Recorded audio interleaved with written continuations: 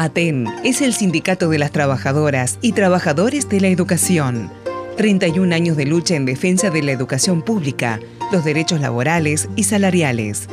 ATEN es el sindicato de Silvia Rogetti y de Carlos Fuentealba. Junto a ellos, luchamos y por ellos seguimos reclamando justicia.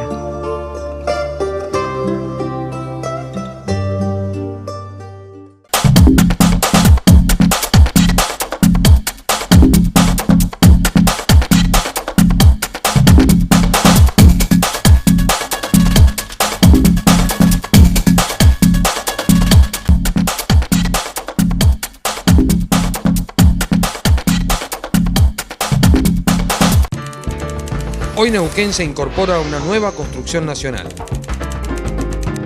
para consolidar una propuesta de verdadera inclusión social y desarrollo en la Argentina. Ahora es cuando. UP, instrumento electoral por la Unidad Popular.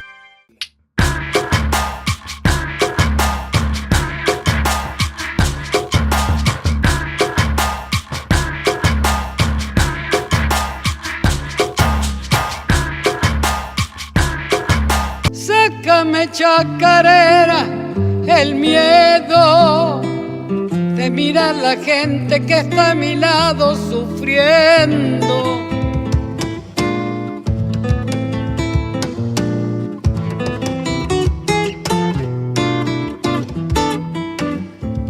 Tráeme, chacarera, mis sueños.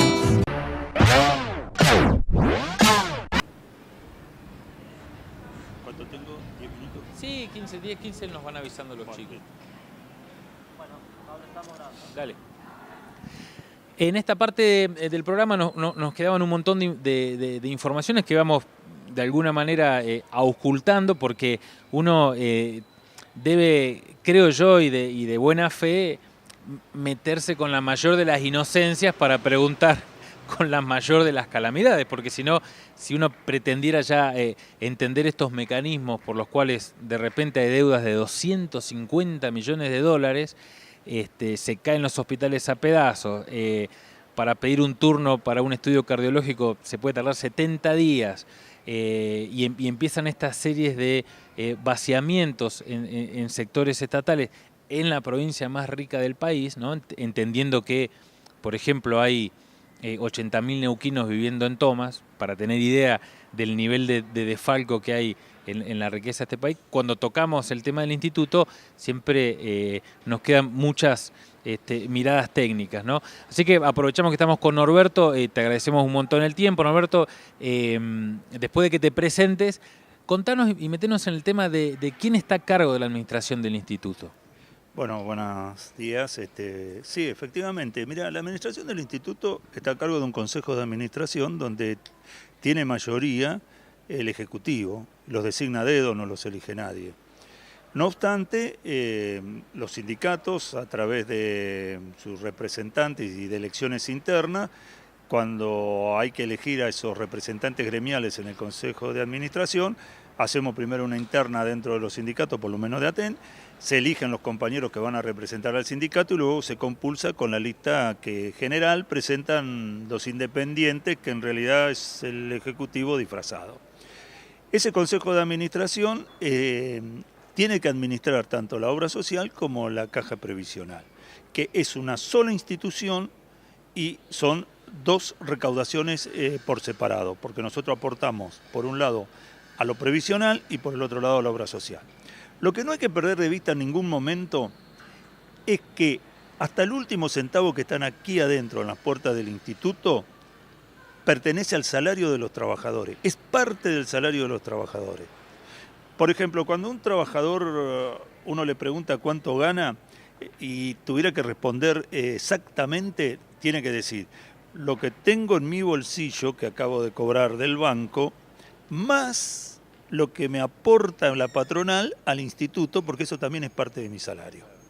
Entonces, el Consejo de Administración tiene que administrar eso y según la ley 611, tiene que capitalizar esos recursos para que no se desvaloricen con la inflación y en base a esos recursos capitalizados pagar las jubilaciones como tiene que ser, cosa que no está ocurriendo últimamente.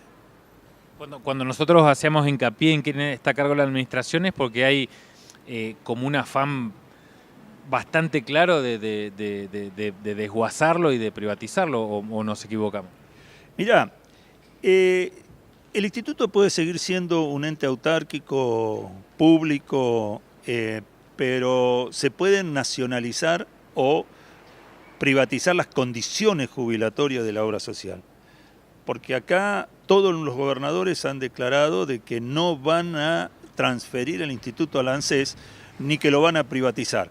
Pero todos tienen permanentemente intención de o aumentar la edad jubilatoria, ya lo han hecho de aumentar los aportes obreros, están cubriendo... ¿Que le descuentan al laburante? No, sí, los aportes obreros es el que le descuentan al laburante, pero además hay una contribución del patrón.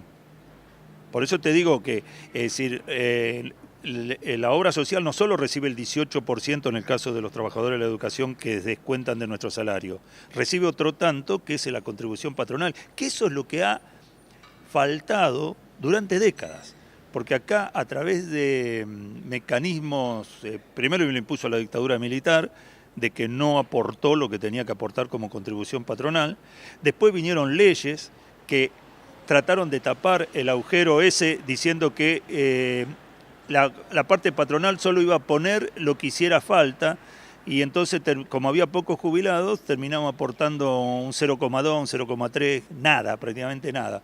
Y después vinieron otras leyes que trataron de que este agujero financiero que se creó en el instituto en la década del 80 y del 90 lo terminaran pagando los trabajadores con aumento del aporte obrero.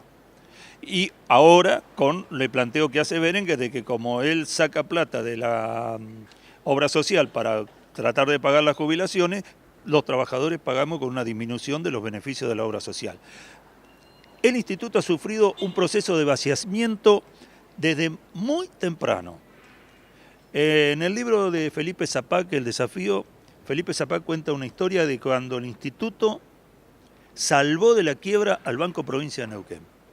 En aquel entonces había una empresa vial que se llamaba Vitulio, que se llevó 160 millones de pesos del banco en préstamo y después hizo una quiebra fraudulenta. El banco estaba al borde... Perdón, ¿cómo se llamaba? Vitulio. Pues me acordé del tráfico de armas a Perú, ¿te acordás que se llamaba Vitulio? Por eso hice una asociación libre, disculpa. ¿Me decías Vitulio entonces? Claro, era una empresa, dice Felipe Zapac en su libro, que se llevó créditos recontramillonario del Banco Provincia, que en ese momento tenía un 49%, era privado. Como Vitulio tenía connivencia con la parte privada del banco, se llevó una cifra sideral. No lo devolvió porque hizo una quiebra fraudulenta. El banco, por supuesto, al no poder recuperar un crédito de esa magnitud, estaba en la quiebra. Te estoy hablando del año 64. Bueno, ¿cómo salvó el banco la quiebra? Por los depósitos de 167 millones de pesos que tenían de los aportes previsionales y asistenciales de los trabajadores del instituto. Gracias a eso se salvó el Banco Provincia de la quiebra. Y hoy, por ejemplo, nosotros esa cifra, que en algún momento tendría que haber devuelto el banco al instituto, no hay registro de que haya sido devuelta. Sería importante que se explique, porque esos 167 millones del año 64 son $1.200.000 de la época. Es mucha plata. Serían aproximadamente ahora unos 7, 8, 10 millones, depende como si usa el dólar blue o el dólar oficial. Pero es mucho dinero que se lo llevaron y que no se sabe dónde están. Y en esos mecanismos, quiero aprovechar que tenés una amplia trayectoria en la política local y que conocés el paño de los tipos. ¿De dónde viene el que está ahora a cargo del instituto? Mirá, Berenguer viene de la fila del MPN de toda la vida, ha sido diputado en la época del Jueves Negro. O sea, Berenguer no es un ente imparcial, no es una persona imparcial. Contanos lo del Jueves Negro. El Jueves Negro fue cuando la legislatura de la provincia de Neuquén convalidó la rebaja del 20% de zona de los trabajadores, de todos los trabajadores estatales de la provincia.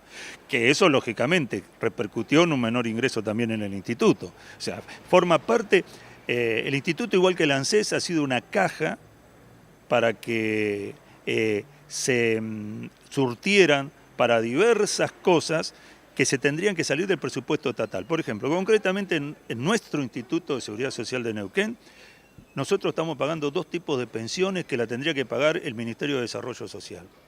Una primera pensión es la de la Ley 809.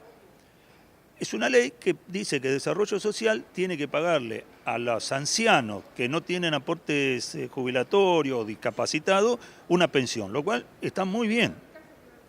Pero tiene que pagarlo del presupuesto público, no de los fondos del instituto, que son salarios de los trabajadores estatales. Igual pasa con las pensiones de los veteranos de Guerra de Malvinas. Está muy bien que los veteranos de Guerra de Malvinas tengan una pensión. Fueron a arriesgar su vida a defender el país contra el imperialismo inglés. Ahora, ¿por qué tienen que pagarlo los trabajadores estatales de su salario que está acá dentro del instituto, esa pensión, en lugar de pagarla al Estado? Entonces, estas son las situaciones cuando nosotros decimos que el déficit del instituto está fabricado para poder después justificar los aumentos de la edad jubilatoria, los aumentos de los aportes, la caída de las prestaciones. Entonces no es casual que alguien con ese perfil técnico esté a cargo. Pero por supuesto, el anterior Hettinger venía del mismo palo. O sea, acá el instituto es una caja del Estado provincial, el Estado manejado por el MPN hace 60 años, de la cual hacen y deshacen, porque tampoco se controla en el instituto, por ejemplo, lo que facturan las clínicas y laboratorios. ¿Qué controláis? Si alguien te factura, una clínica te factura y te dice tuvo 3 días internado y, por ejemplo, y se le hicieron tales y tales estudios, ¿hay algún contralor de que eso fue así? ¿No hay control de eso? Es un control administrativo, pero nosotros hemos recibido en los plenarios comentarios de compañeros que nos dicen, alguna vez alguien comentó en un plenario de que una persona fue a hacer un trámite al instituto en el pueblo del interior, se conocen más, y le dice la empleada del instituto, pero usted está internada. Estaban facturando que estaba internada. Bueno, situaciones de esas. Por eso la auditoría hecha por los propios trabajadores del Estado, una auditoría a fondo, la apertura de los libros, de los registros contables del instituto, es fundamental. Hay que buscar y ahí vamos a ver dónde está ese agujero negro, donde se van nuestros aportes y los que tiene que hacer nuestra patronal y que se va en beneficio de un puñado de empresarios de acá de la localidad y de la provincia. O sea que si uno pudiera hacer un plan o una mirada sobre este rompecabezas del saqueo, es una caja negra seguramente para campañas, las dádivas, pero también el tema de la transferencia hacia el sector privado. Bueno, por eso, vos te das cuenta que si hay algo que ha progresado en esta provincia es la medicina privada. Las grandes clínicas, las clínicas construyen, se amplían, surgen nuevas, el hospital público se hunde. Ahora, ¿de dónde sale esos recursos con los cuales las grandes clínicas privadas se expanden? Si el gran cliente que tienen son los trabajadores del Estado. Surge de ahí. Ahora, ¿quién controla que no existe una sobrefacturación? Hay un control administrativo, porque me puede venir a decir Berenguer, no, acá se controlan las facturas. Administrativo. El control tiene que estar hecho. Nosotros propugnamos que haya una comisión que recorra las clínicas. Bueno, por eso nosotros proponemos que haya una comisión de los propios trabajadores en sociedad, en trabajar en conjunto con los consejeros gremiales, para recorrer las clínicas y ver si realmente un compañero estuvo internado un día o 2 días, si lo facturaron correctamente o no, si le hicieron los estudios que dicen que le hicieron, porque es un toco de guita que se va por ahí. Yo imagino, no sé, el tema de las resonancias, ¿no? El tema, no sé, de los laboratorios, del tema de los análisis cardiológicos, por ejemplo, todo eso que ahora no cierra. ¿Por qué una clínica privada llega a cobrar 10.000 pesos por día, por ejemplo, que sería el salario de 2 enfermeros? Bueno, lógicamente, acá se denunció por parte de los consejeros gremiales en su momento lo de los oncológicos. Salía más barato cuando se hacía de una manera, luego se contrató una empresa de Córdoba. Por ejemplo, a mí Yo tuve que estar internado 24 horas hace un tiempo atrás. Por la cama mía, al lado de la clínica donde estaba internado, pasaron 3 personas. Y yo pensaba, a sus respectivas obras sociales, alguno de ellos tal vez era del instituto, se les facturó un día de internación. Pero no tuvieron un día entero. Entonces, digo, ese tipo de controles el instituto ahora no lo está haciendo. Es de nuestro sumo interés porque la plata que está adentro es de los trabajadores, no del Estado, ni de Zapag, ni de Berenguer. Es de los trabajadores que nosotros mismos, con comisiones que se tienen que armar y que tienen que estar funcionando dentro del propio instituto, podamos auditar eso. Es fundamental, es fundamental. Y vas a ver que de ahí van a aparecer los fondos que se están drenando hacia un grupo o hacia el lucro empresario en lugar de estar destinado a brindar mejores servicios a los compañeros.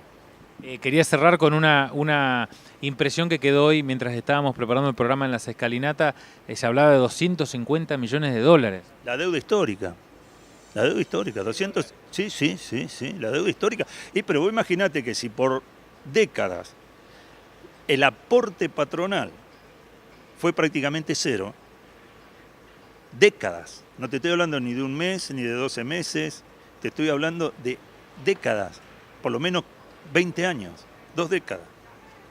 Ahí hay un agujero negro de los ingresos del instituto que tiene que rondar los 250 millones de dólares tranquilamente. Y no cuento intereses, no cuento... 82 BPM, pa' que baile otra vez King Koya. Ahí va.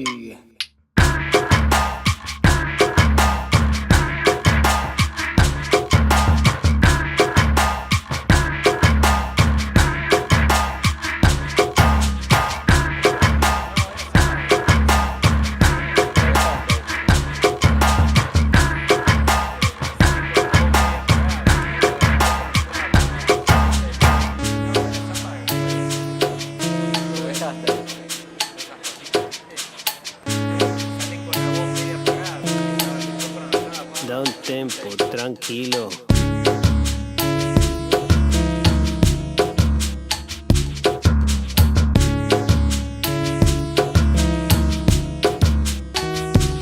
Ahí va.